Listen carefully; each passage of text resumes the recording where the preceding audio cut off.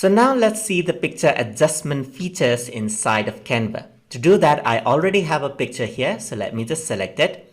And over here on the top, you can see that adjust is there. So let me just click on adjust. And over here, you can see that you have brightness, contrast, and other options right over here. So as I click and drag the brightness, you can see that it changes the brightness of the picture. I can also reset it out right here and then enter the value, let's say for example 40, and it increases the brightness by 40% right over here. I can go all the way up till 100, as you can see right over here.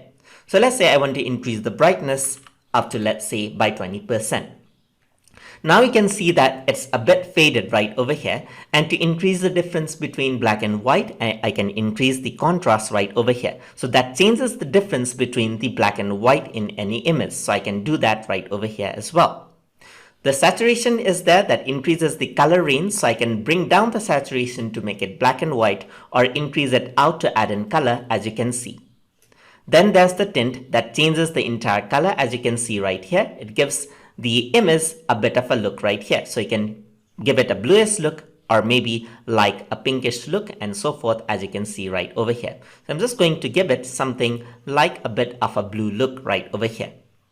Then there's the blur setting, so you can blur out the image right over here. So usually this is the case when you want to add in text on top or something, that you can use blur. But in my case, I'm just going to keep it as 0 right over here, just like that. So just type in 0, press enter, and there is no blur. Then there's the X process, as you can see. So you can bring out a bit of a processing right over here to add in a bit of a color. You can also add in vignetting right over here to make the edges look a bit dark. So you cannot see much difference right here because the image already is dark on the edges right over here. So I'm just going to delete the image and bring in another image. Just delete this image right over here. So I'm just going to delete this out, and I'm going to go around here, bring in another image so that we can see how the vignetting looks. So if I were to increase it, you can see that there's dark areas around the picture right over here. That is what vignetting is. And as you make changes to the brightness, contrast, and everything else, if you want to save out the adjustment code, then it is given right over here.